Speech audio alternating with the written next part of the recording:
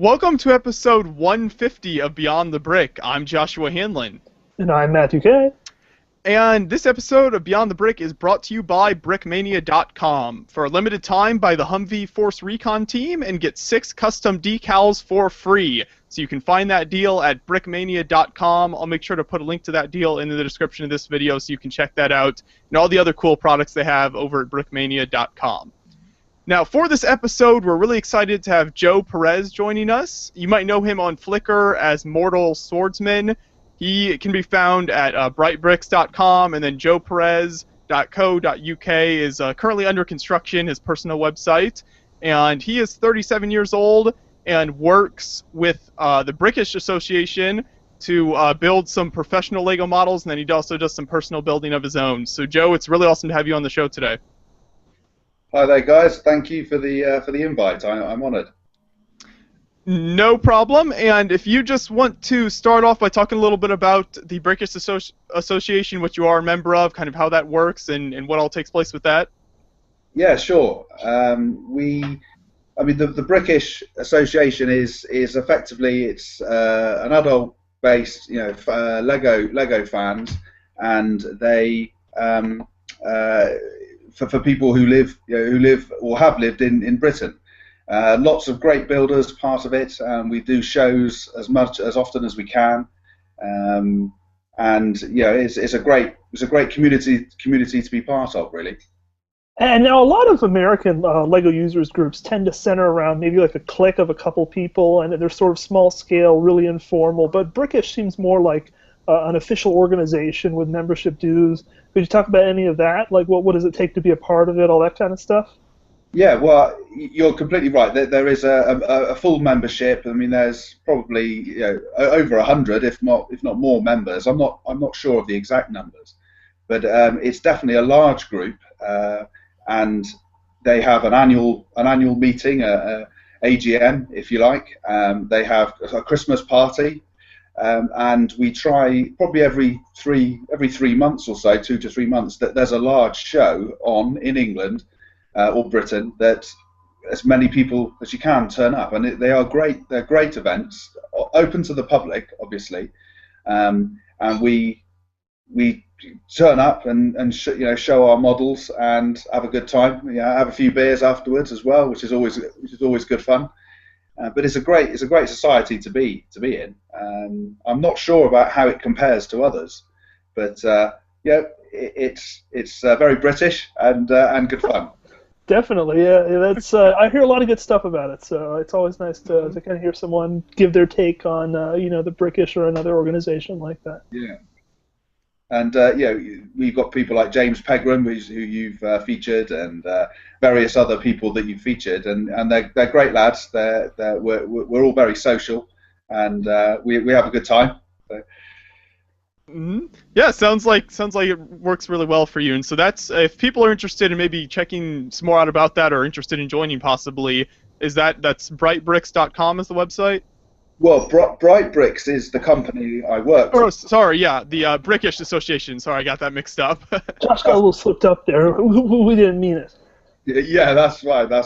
No, yes, it's the Brickish Association. There's an annual membership. It's very affordable. You get a lot for that. There's a community website, so lots of talking and you get involved. But yeah, so the Brickish Association. As long as you're over 18 and you've got to live in the British Isles, in the UK, then you can be a member, and I'm sure the more the merrier, as they say. Okay, so very nice. So yeah, I'm sure if you just Google Brickish Association, you will easily be able to find some more info on that if you need to. So yes. Yeah, and now moving into some of your work with Bright Bricks, and if you want to start off by just giving us a little bit of your history with the Lego community, and kind of, did you play with it as a kid? Did you have a dark age? How did that work? Yeah, definitely had a dark age. Actually, quite a big one. But it started off probably usual story, quite young, 4 or 5. That was sort of in the early 80s, and I was really more interested in the Titanitc range, which just came out at that period, and obviously also the classic space. But for some reason I wasn't really bought Classic Space, so I ended up with Technic. So I started off for years playing with Technic, probably until I was, the early parts of your teens, 13, 14, 15, that sort of age. And usual story, college and girls got in the way, as they do. And didn't pick up bricks for several years really, until I had kids, and then they started playing again. So I'm 37 now. I've got my oldest is 8 years old, and he started playing about 4 or 5 years ago, and it's really brought it all back home again, and I'm loving building with Lego again. So. Okay, very cool. So did you just kind of start buying kits for your kids, and that got you, as you built with your kids, you kind of got back into it yourself?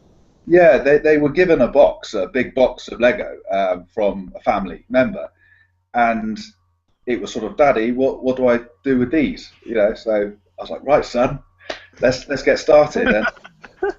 And you just, for me, because I hadn't played with Lego or built with Lego for so long, it was just such a great memory thing. It's such a great thing to do. So luckily I kept all of my Lego from a kid, and got it all out from the loft and started building again. And it slowly, then I discovered Mock Pages and Flickr and some amazing builders out there that inspire. To be fair, I didn't really think you could do this with Lego, and then you see other people doing it, you think, I might be able to do that, I'll give it a go. And that's what started it. With builders, for me, I love building cars.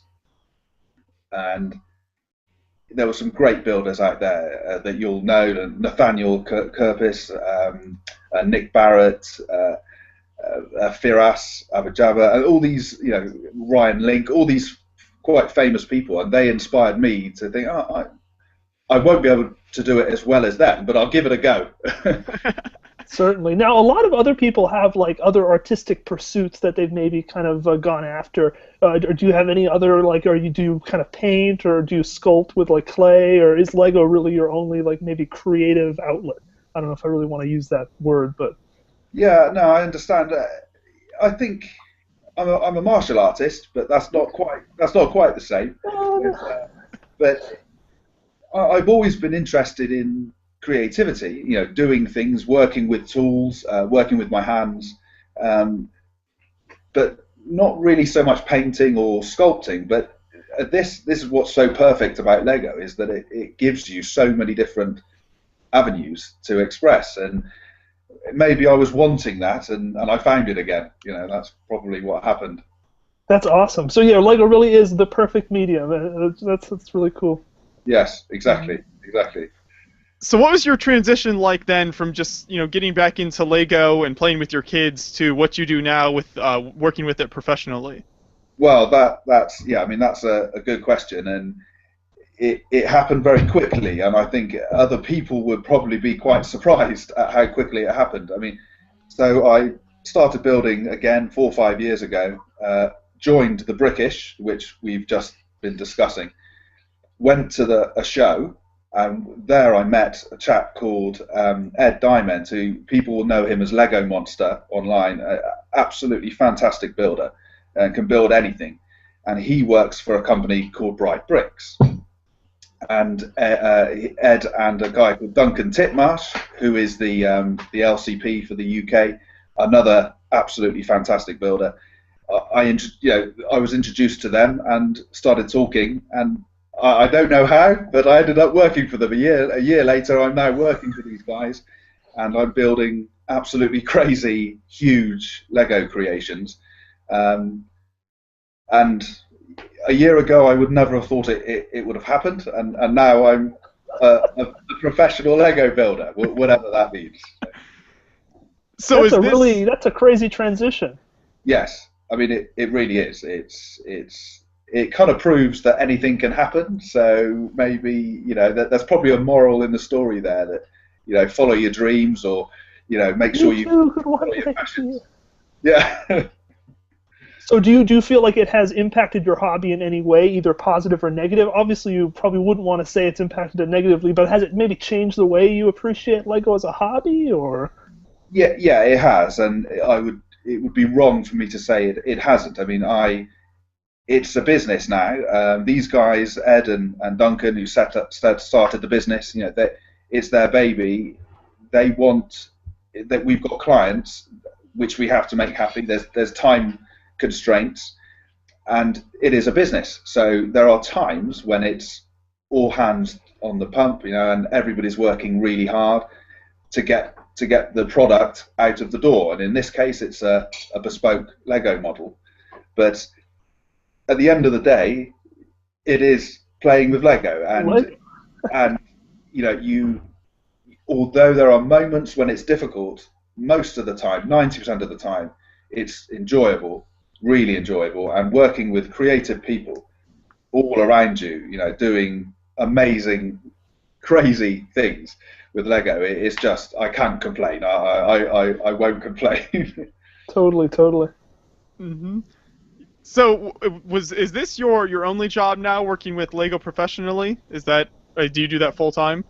Yeah, that is my full-time job, and so during office hours I'm working on the big larger models, but when I'm at home in the evenings, if my fingers aren't too sore, then I work on smaller intricate things. So my hobby is to build more tiny little smaller objects, and work is to build huge Christmas trees, woolly mammoths, dinosaurs, buildings, and anything you can imagine.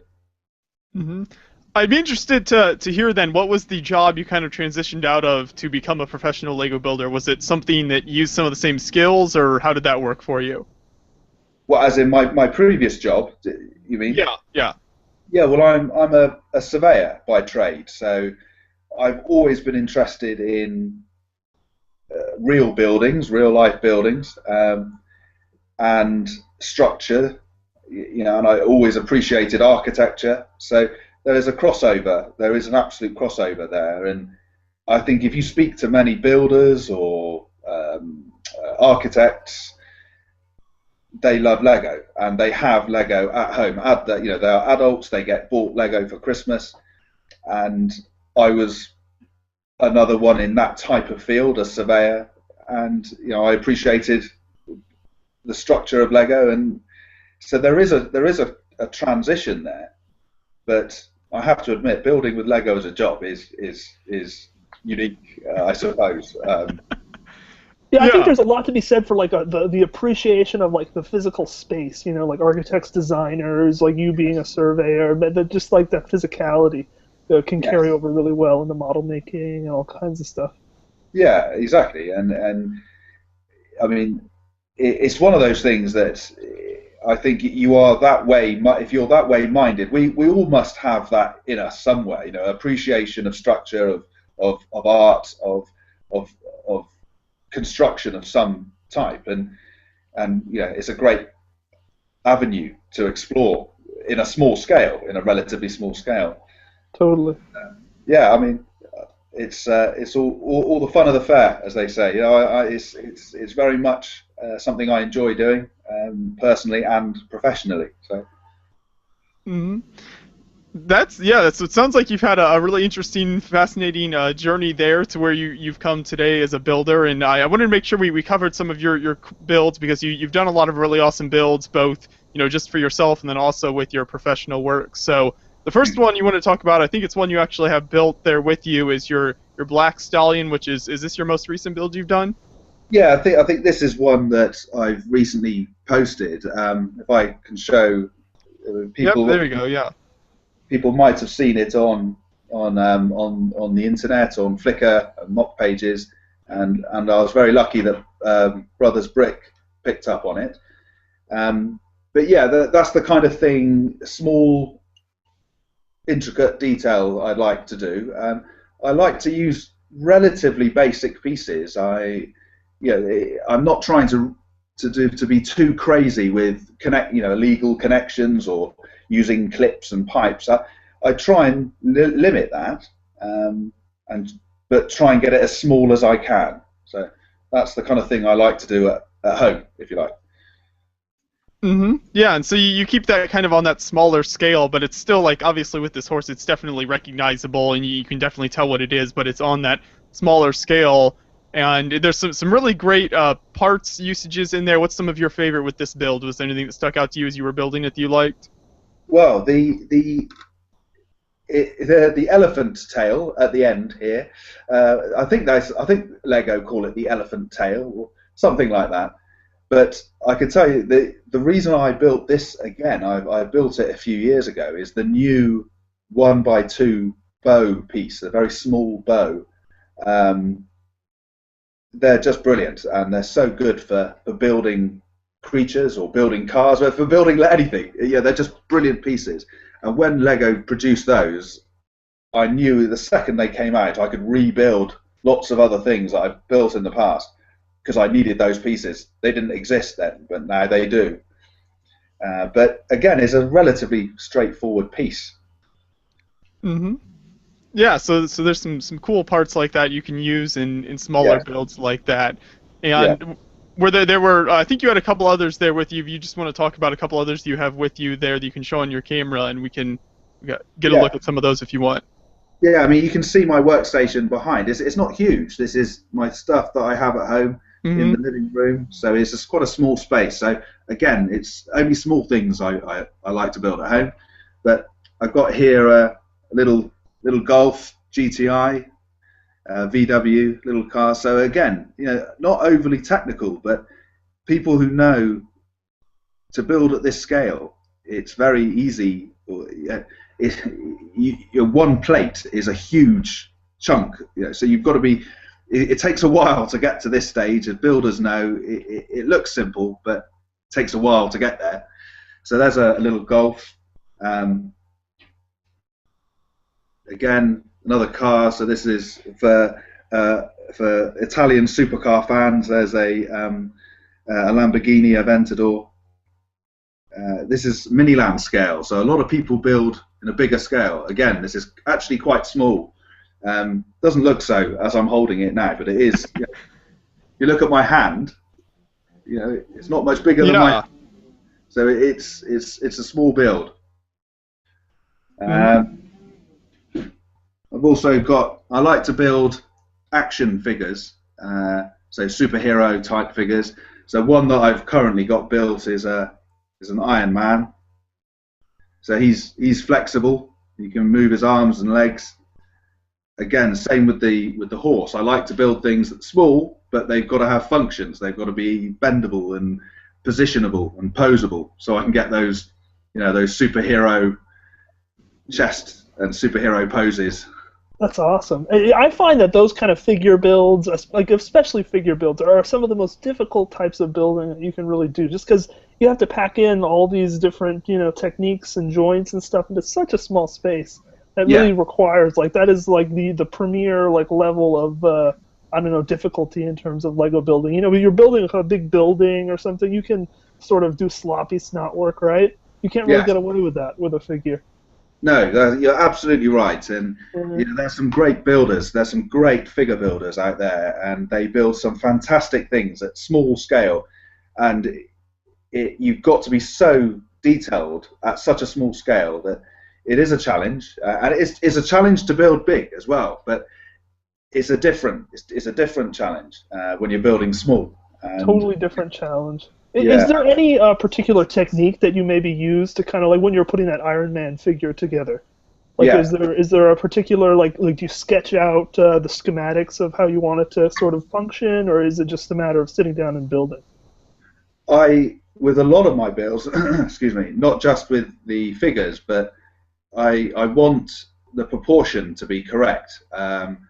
So when I'm building a car, I use the wheel, and I think most car builders will use a wheel as their proportion. So the whole car is designed around the wheel that we have available, supplied to us by Lego, the Lego group, and we've only got a few different types of wheels. So the wheel sets the tone for everything.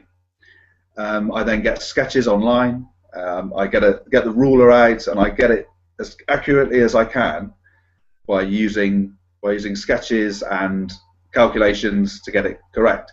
When you're building a figure or an animal, is slightly different. We've got a lot more choice to us, but the joint is the key issue, and how small the joint is. So that those new Mixel joints that have come out are great. They're very strong, but they're hard to hide. You can't cover them very easily. Yeah. They've always got their challenges, but the joint for a human figure or for an animal, the joint is key for me. It must have a joint that moves. That's what I do in my builds. Others can not do that. I have to do it. I don't know why. I cannot not do it with a movable joint. It just doesn't work for me. That's a really great piece of advice, though, that applies to like a lot of different Lego building like styles. Is that you want to take like the smallest point of reference, whether it be like a door for a building or like a joint for a figure, and sort of build off of that. Because you know, like you said about the wheel, you really can't reinvent the wheel. There are Lego wheels, and that's it. You know. That's right. Unless you want to go off and make your own. I don't know how you would, but yeah. So that's awesome. Well, we've got some techniques where we stretch tires over. Yeah, so that's what I was getting ready. Or like rubber bands, maybe. You can get real creative if you want. So you can build a wheel, but why?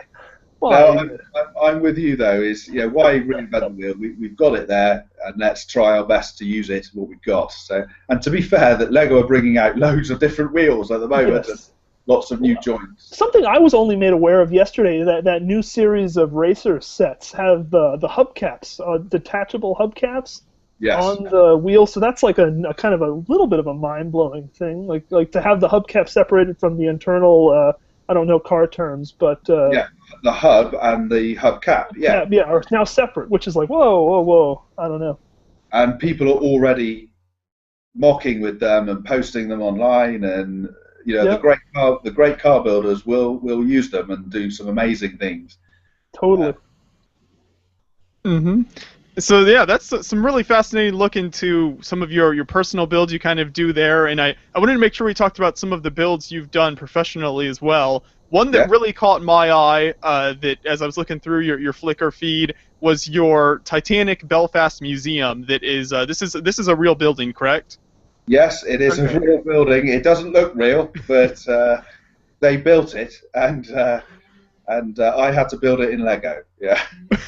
Yeah, this is a fascinating looking building. It's very, very different looking, I think is one way to describe it.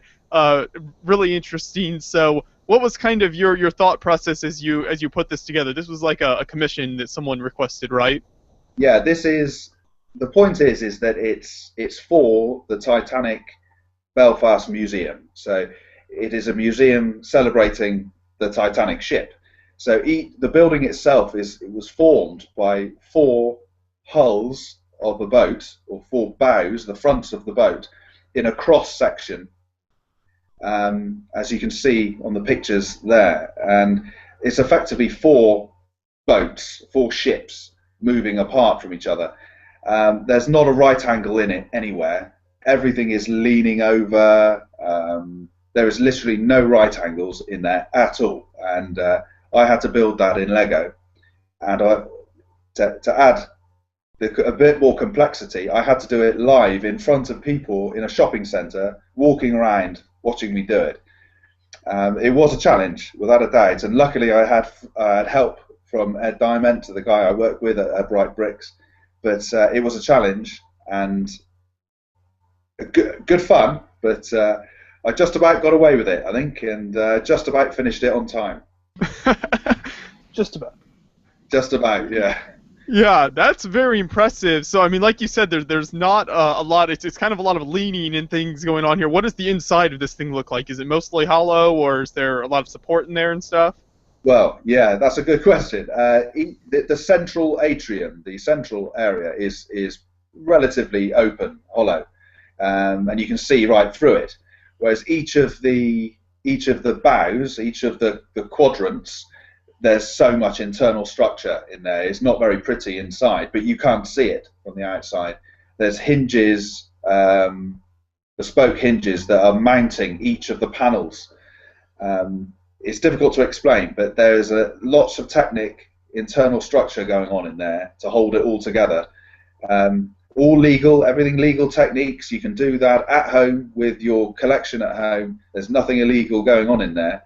It's just lots of Titanitc pieces overhanging with brackets and hinges, and it was difficult, I have to admit. Yeah, that's awesome. So when you have a build like this, how do you source the pieces for when someone comes to you with like a commission or something they want done?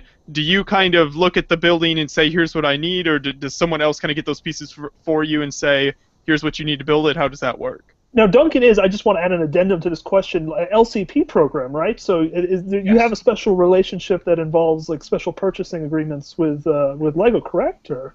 Yes, that's correct. I mean, I just work there, so it's not me, LCP, but Duncan Titmarch has that relationship with Lego. So a client will contact the company and say, I would like you to build the Titanic Museum.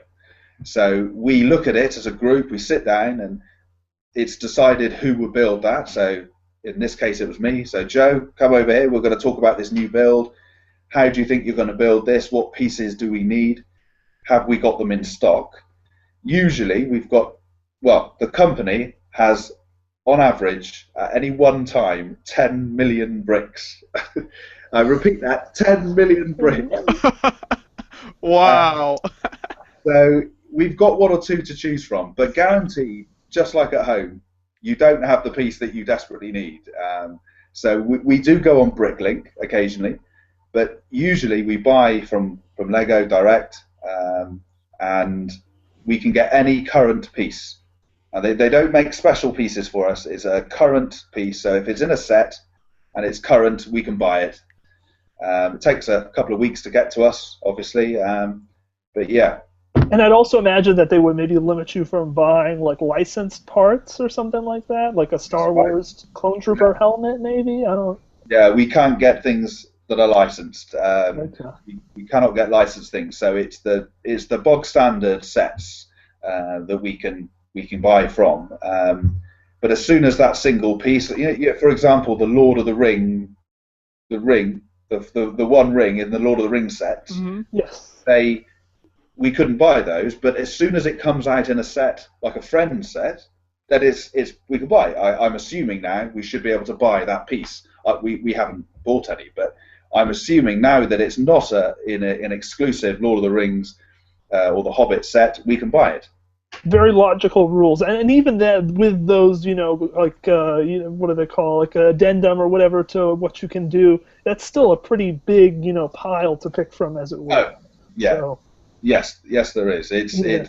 It's incredible to think that, we can get most of these pieces, but I guarantee you, the piece you need, we don't have that. We've got. It's unbelievable. Even with 10 million, you'll have one of a piece that you need two of, and it happens. It happens even at that scale, and you, just like at home, you have to think of another way of doing it. Because it's good to know that type of scarcity always happens. No matter, I think it's just the nature of Lego building, maybe. But then that scarcity is what creates creative solutions. Exactly. And that's what makes awesome stuff happen.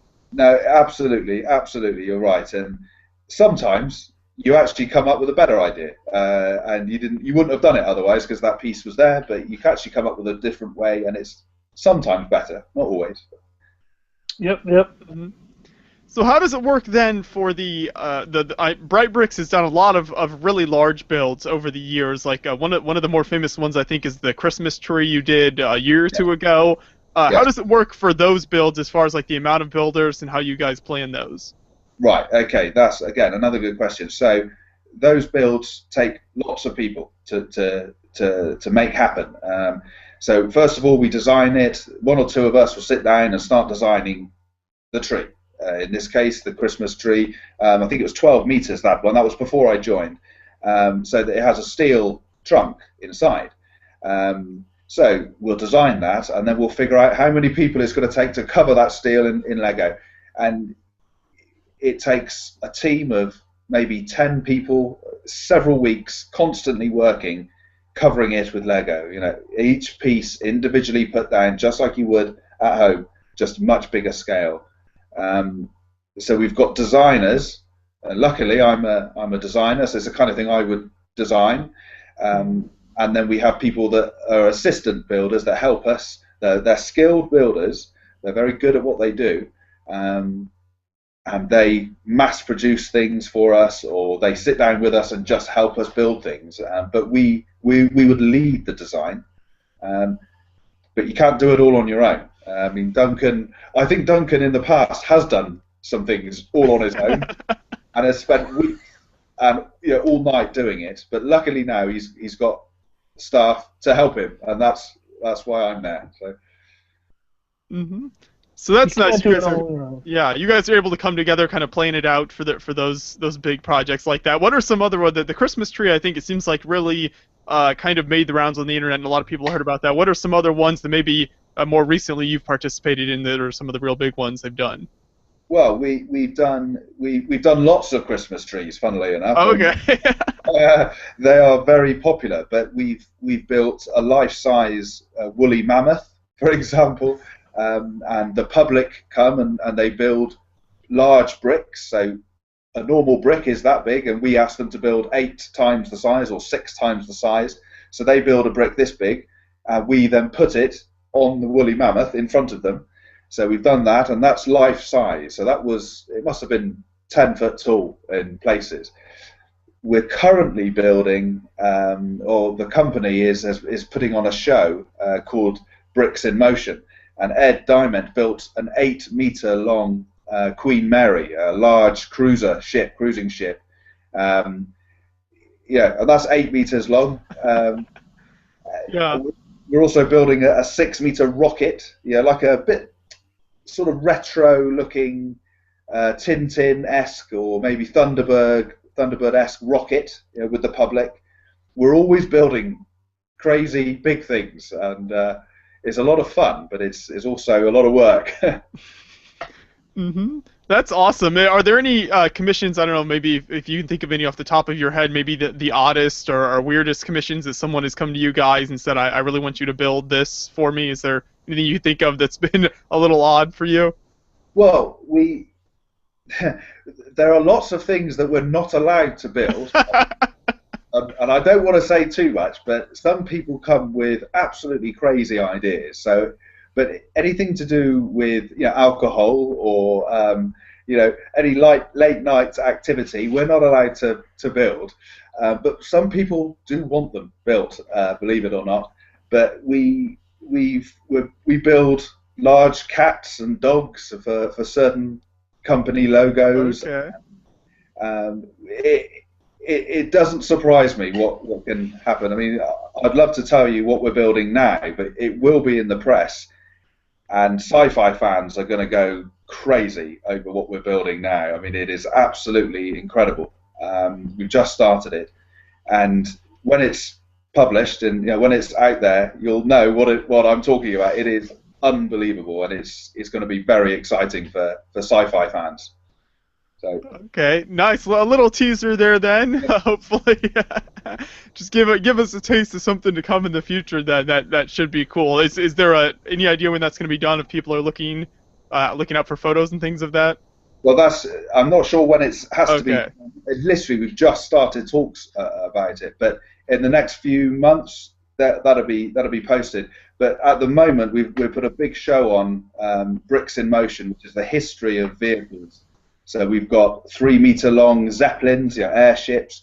We've got the 8-meter Queen Mary, Victory, HMS Victory. We've got some crazy things, amazing vehicles, and that's in the press at the moment. But you've got to live in the UK, guys, I'm afraid.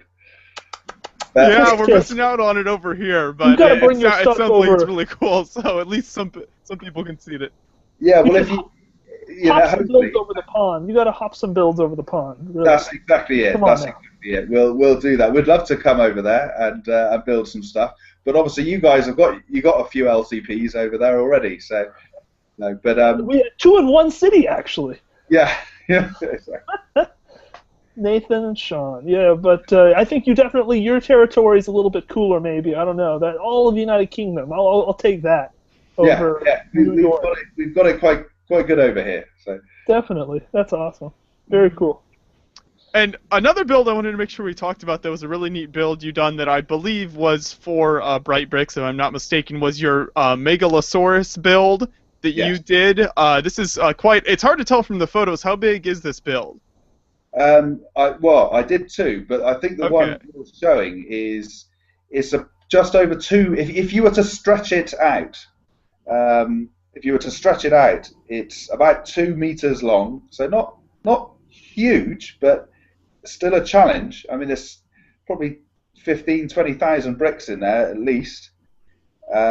He was a challenge, and that was probably my second or third professional build. And you can see it's brick built sculpture. Apart from the head, which I've gone snot and gone sideways, and really went to town on the head. But I mean, the head is about a foot long. It's a sizable build. That was a difficult one. No, I didn't use any software for that. That's all from my head, trial and error, and a little bit of help here and there over the tricky bits. But that's probably one of my favourite builds I've done so far. You did mention software. Do you ever use software for any certain tasks? Yes, for certain things, software will be used. Not always, but for some things that will work. I mean, I don't actually know how to use the software. I just like to say I can just about use Skype. But as a company, and most of the LCPs, I'm sure, will use some form of software to aid in some things. But you've still got to physically build it. It doesn't tell you how to build it. It's not like instructions, like a Lego set. It just gives you an outline, and you've still got to do all the internal structure. But for huge builds, some form of computer-aided design is used. But that, believe it or not, that guy that you just showed there, the Megalosaur, that's just too small. And you cannot build. You can see his pose that he was in. He was twisted and contorted round. I wanted that pose, and I took longer to build it because of that pose. Even if you could have found that, I don't think you could have put that into a software program. You need a flat, square block of an image.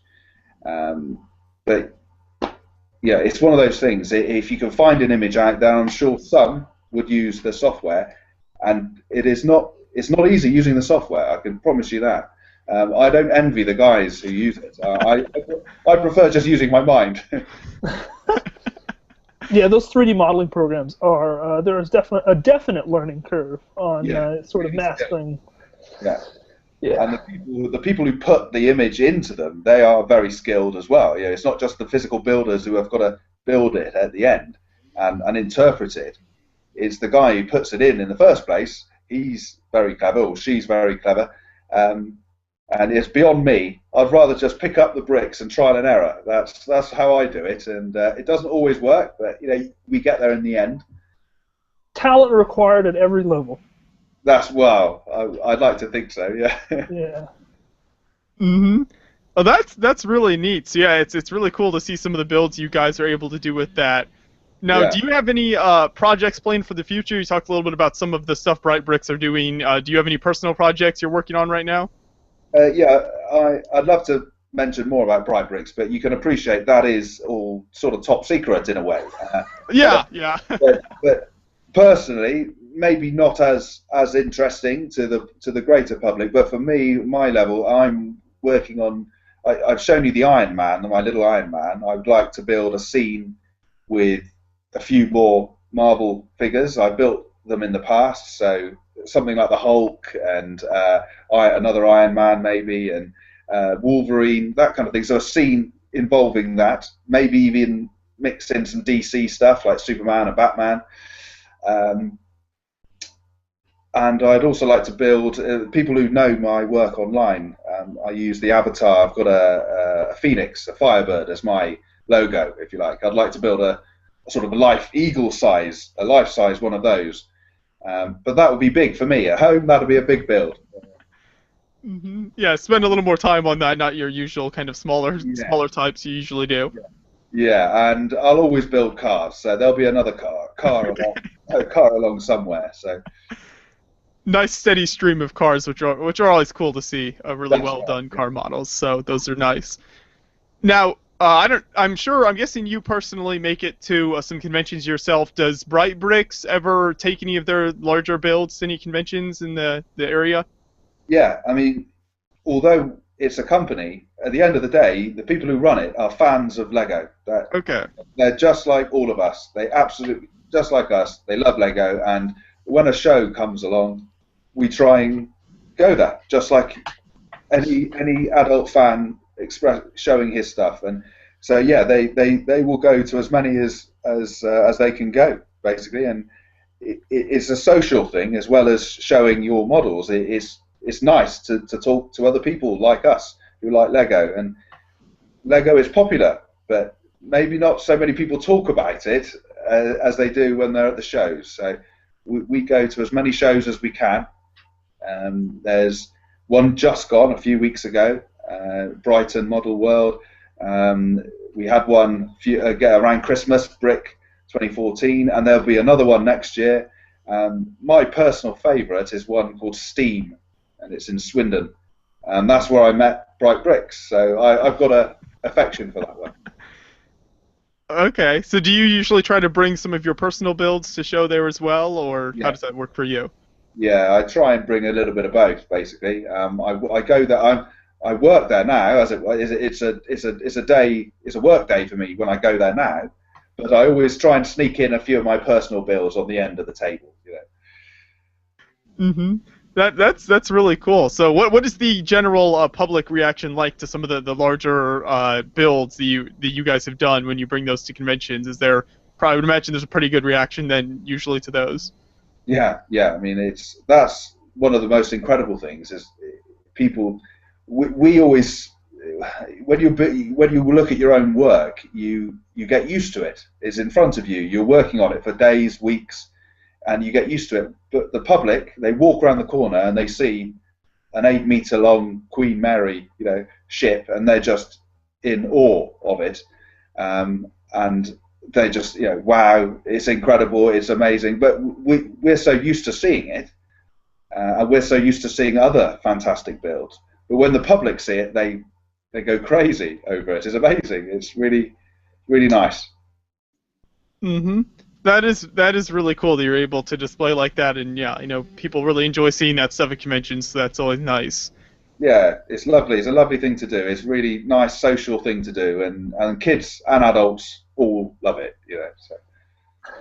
And speaking of kids, something I was going to ask you about, I believe you have 3 kids yourself, so do you have any tips for people out there who are maybe their kids are just growing into, playing with Lego age, or maybe they're playing with Duplo right now, and with the interactions you've had with your kids, do you have any tips for people who are maybe looking to get their kids to start building more Lego sets themselves? Yeah, I mean, I've got 3 kids, different ages. They play with Duplo and Lego, and the only advice I would give is don't make them store it like I do in color and size order and stuff. Just let them let them go on it and do what they want to do, because it's all about creativity. It's all about coming up with a new idea, and let them play and enjoy it, because they won't last long, because they'll move on to something else like Minecraft or something like that. And, Yeah, that's true. So just kind of let them do what they need to. You don't have to make them sort every little piece by a color and piece type and that's everything. right. Yeah, yeah, Yeah. yeah. Just let them play, and that's what I do. I play, I suppose. So let them do it as well. Mhm. Have you found that your kids kind of prefer a certain theme over another? Is there certain themes your kids are into right now? They love the Marvel and the Ninja Turtles ranges, um, Chima ones. I've got boys, so there's 3 boys. So anything to do with sort of martial arts or fighting or anything like that, that's what they like. That's what they can get into. Yeah, we haven't got many friend sets, put it that way. Yeah. But that works well. So that's really Yeah. cool. Yeah, it's nice that you're able to play with your kids and introduce them to all the cool Lego building experiences like that. Yeah, it's tough. It's really tough playing with the kids, playing with all the superhero stuff. But yeah, somebody's got to do it. I guess it'll just be you. Fill that tough position. Yeah, it's tough.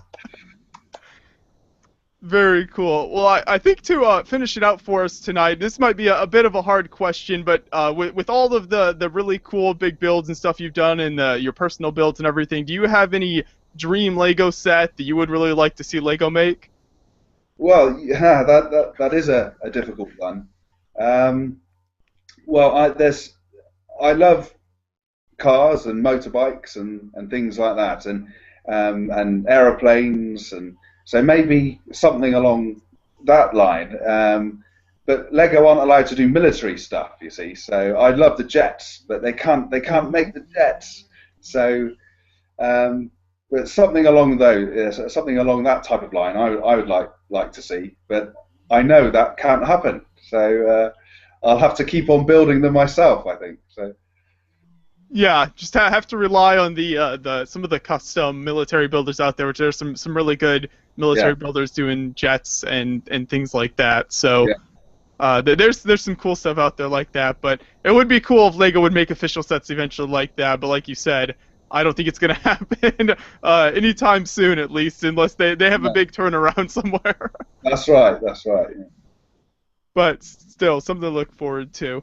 So that's really cool. And before we finish out here, if you want to give people the best place to keep up to date with you and your builds and where they can follow what you're doing with your work at Bright Bricks and then your personal builds as well. Yeah, thank you. Yes, I mean, anything to do with work, with my work stuff I think the Facebook page is a good place to start. So that's Bright Bricks, and on Facebook you'll easily find them. I mean, I'm on Flickr and mob pages with my personal things. My nickname's Mortal Swordsman, but you should be able to find it with Joe Perez as well. So hopefully I'll see you guys on there. Very cool. I'll make sure to include links to all of those sites in the description of this video, so if people are interested, they can easily find your work, and links to all of it there, and links to the builds we talked about as well. So if you want to check out more of Joe's builds, he's got a lot of really awesome builds on his Flickr page. Definitely encourage you to go over and check out everything he's built. Some really awesome stuff over there. And like you heard today, he's got some more cool stuff coming down the line for you, so it should be really neat. And now I'd like to remind you before we finished out about the Brick Builders Club at brickbuildersclub.com. You can start receiving your monthly box of really cool Lego content like custom Lego pieces, stickers, and even custom Lego shirts at brickbuildersclub.com. I'll have a link to them in the description as well. Thanks for watching, everybody. We'll see you soon.